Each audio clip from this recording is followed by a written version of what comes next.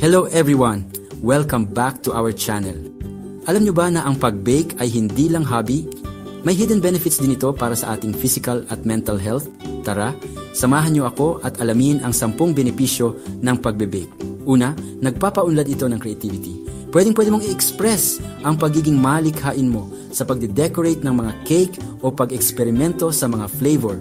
Pangalawa, nagre-relieve ng stress. Ang pagmamasa ng tinapay o paghahalo ng butter ay parang meditation. Nakakapagpakalma. Pangatlo, nagpapalakas ng kumpiyansa. Kapag successful ang recipe mo, ang sarap sa pakiramdam. Diba? Self-confidence level, feeling mo master baker. Pang-apat, bonding with loved ones. Mas masaya ang baking kapag kasama ang pamilya o kaibigan. Quality time plus masarap na pagkain, just panalo. Pang-5, mas malusog na pagkain.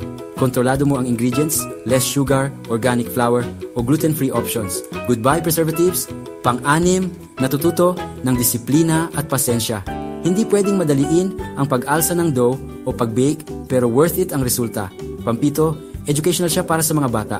Nahahasa ang math skills sa pagsusukat, science sa chemical reactions, at culture sa mga traditional na recipe.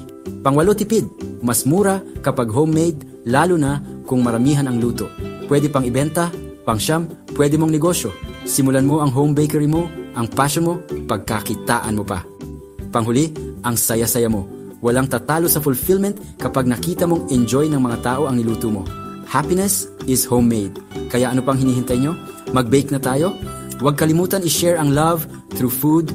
Smash that like button. Follow para sa mas maraming baking tips at comment kayo ng favorite recipe nyo. Bye, mga kamasa!